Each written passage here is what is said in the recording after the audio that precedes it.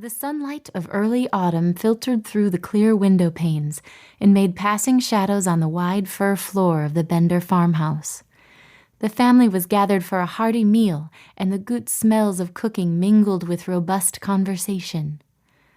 "I tell you that it's downright odd, that's what."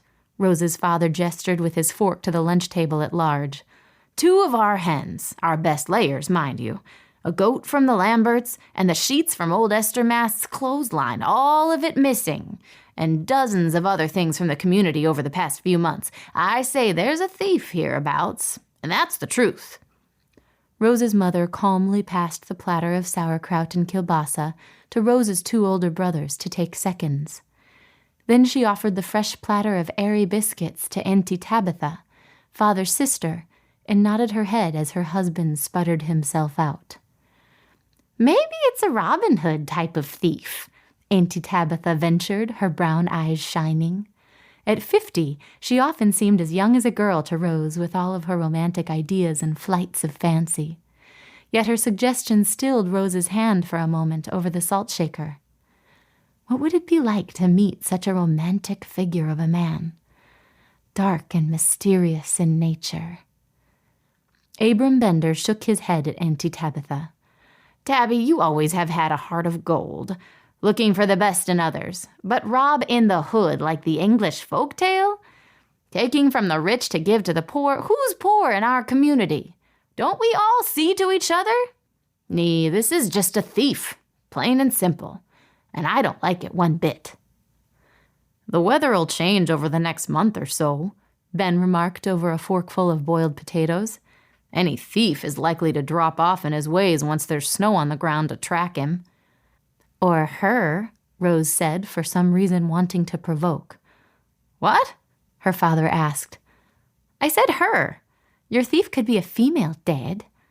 She didn't really think the thief was female, yet she had a strange urge to enter the suggestion into her father's mind. Her dad gave a shout of laughter, then resumed eating.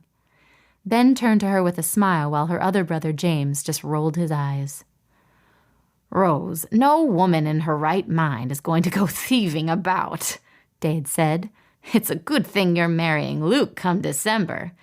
Maybe he'll settle down some of your wild ideas." "Perhaps," she smiled, her green eyes flashing heat for a brief second. "Well," Ben interjected, "Rose's garish thoughts aside, there's a storm due tonight. It's supposed to be a doozy." "Yeah, I heard."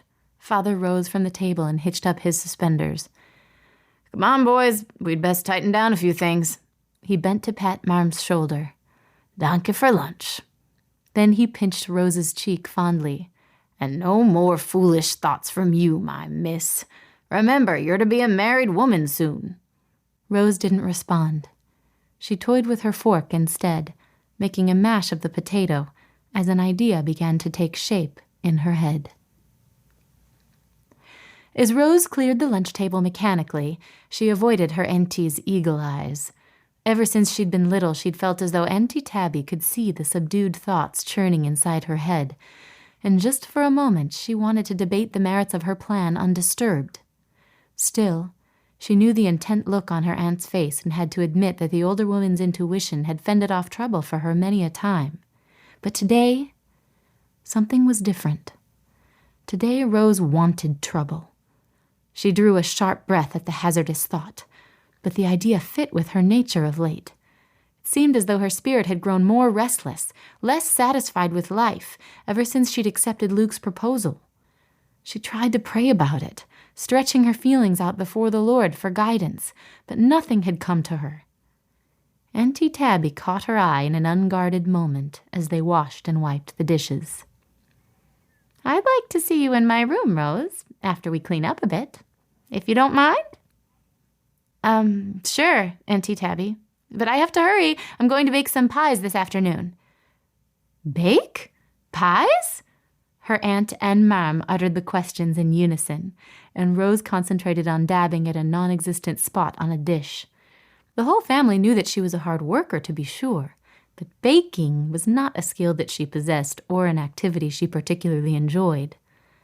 "Yeah," she nodded vigorously, forcing a soft curl to spring loose from the back of